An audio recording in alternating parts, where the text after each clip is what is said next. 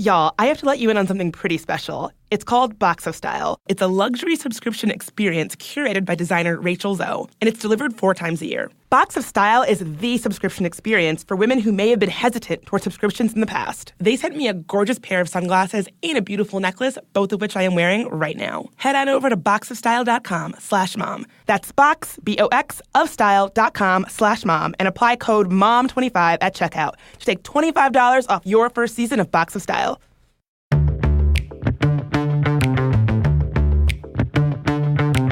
Hey, this is Bridget. And this is Annie. And you're listening to Stuff Mom Never Told You.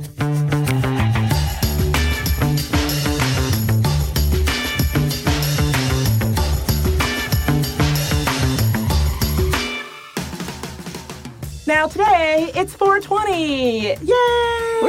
It's actually not 420, but by the time you listen to this, it will be. Well, that's true, and we can't say for sure when you're listening to this. Oh. But it came out, it debuted on 420. Thank you. Of the year 2018. So if you're listening to this in the year 3030. On 420. Oh. Wow.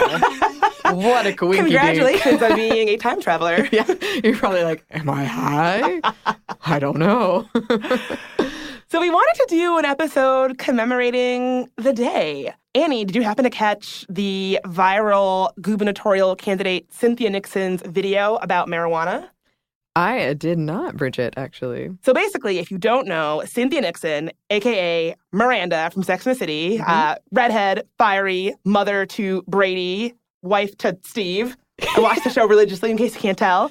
She's running for governor of New York. She actually seems like she's doing a great job. A friend of mine, Nicole Arrow, is running her campaign. Shout out to Nicole. Cool. And she put out a video about marijuana. Here's what she had to say. I believe it's time for New York to follow the lead of 8 other states and D.C. and legalize recreational marijuana. There are a lot of good reasons for legalizing marijuana. But for me, it comes down to this.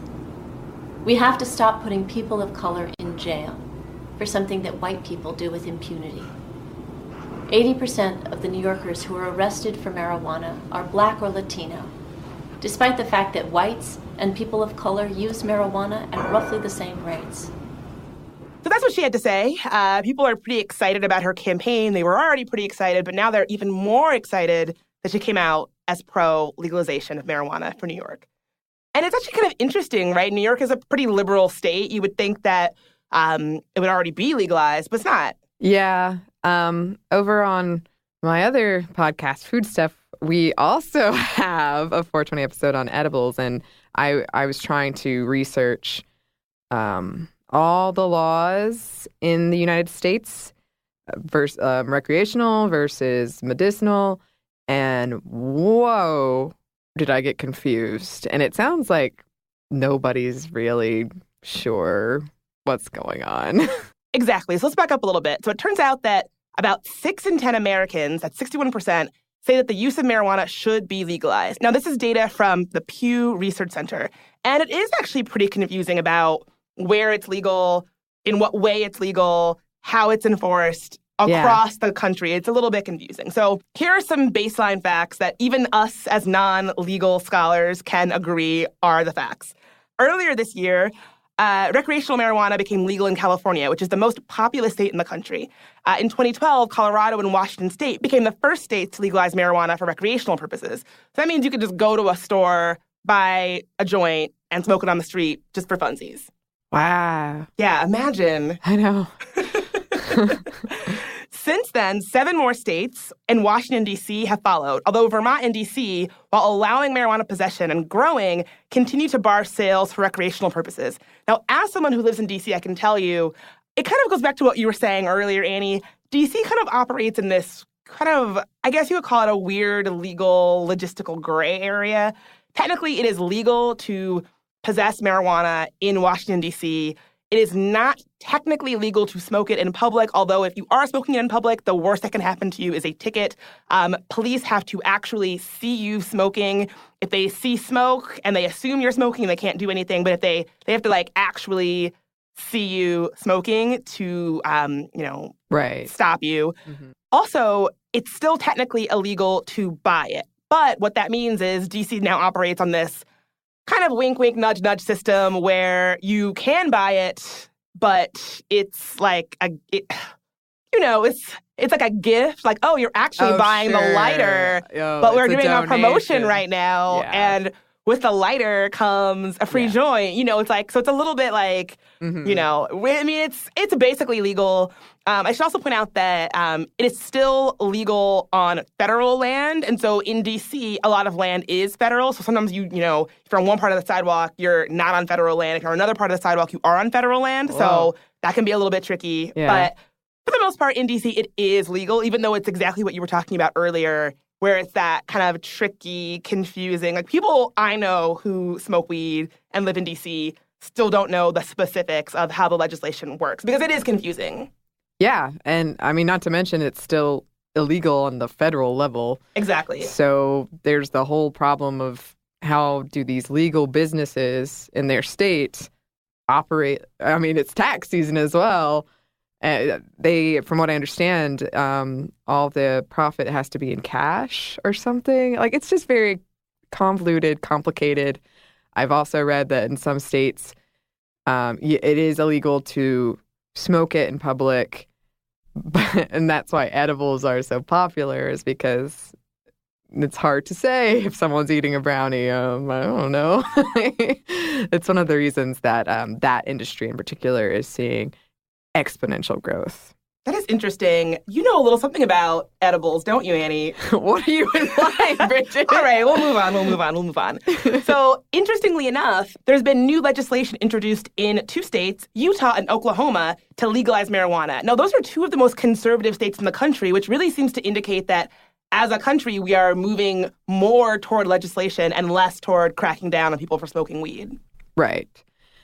And going back to the federal level, the Trump administration has been iffy on the issue. In January, Attorney General Jeff Sessions rescinded an Obama-era memo that effectively protected states that had legalized marijuana from federal intervention. Since marijuana remains illegal at the federal level for any purpose, the Obama memo signaled to states that they could proceed with reforms without the constant threat of the feds raiding state legal businesses.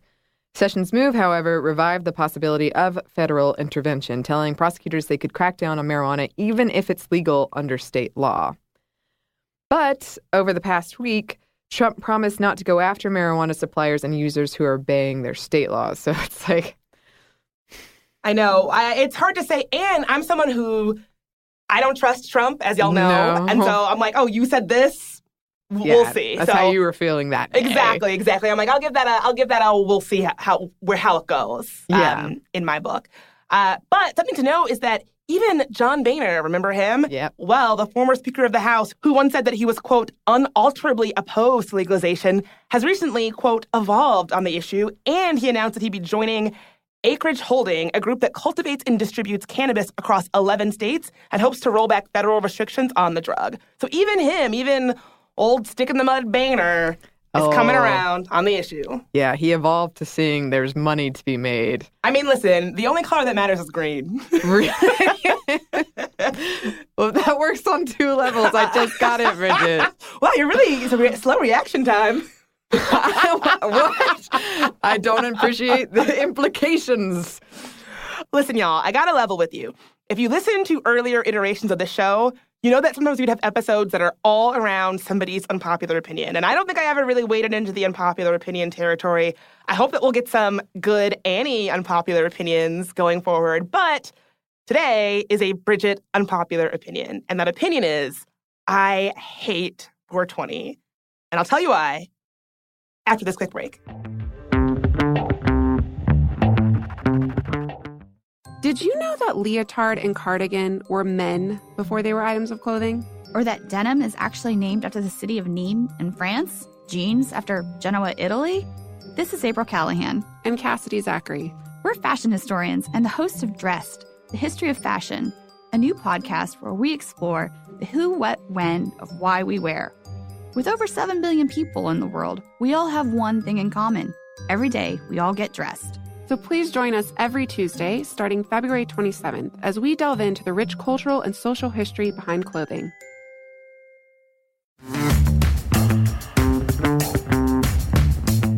And we're back. And I just revealed my unpopular opinion. A lot of y'all are probably surprised by this. I'm a pretty chill person, obviously. I have no problem with marijuana or drug use at all. I'm very pro, but I hate 420. And let me tell you, I don't just hate 420. I hate shows that glorify weed. I don't like anything on Vice that's like, hey, let's make a turkey dinner, but then, like, put weed in it. I hate that. I hate that so much. Like, when I see commercials for it makes me cringe. I hate sort of trend articles that are like, oh, look at these moms who are driving the carpool but also smoke weed. I hate that. Do you know what I'm talking about? Yeah. It like boils my blood. Basically, I hate almost anything to do with weed and popular culture. There are exceptions. Most music. Yeah. Probably the second season of that show, Weeds, which I did enjoy. Specifically. Well, if you watched Weeds, you know it like went off the rails. And it really did. Did you watch it? I did. I couldn't tell you which season is the second season, but I remember when her kid shot that person. Yeah, Pilar. And they go to Mexico, and there's that weird underground tunnel with the, like, this is kind of going off the rails, but it is related, kind of. The series finale of the show. Yeah. Mm-hmm. I've never seen a worse series finale. It's so bad. Where it's like, well, spoiler alert if you haven't seen Weeds, but that was like 12 years ago.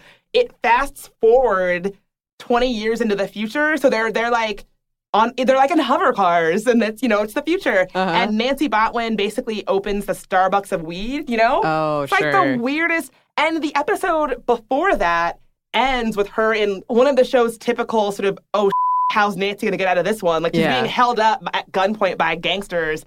And then the next episode, they don't address how she dealt with that. It's just the future, and everything's fine, and she's rich, and there's flying cars. It's the worst. Man, I watched every episode of that show, and I don't remember that, so I must have blocked it out. You must have been high. Bridget.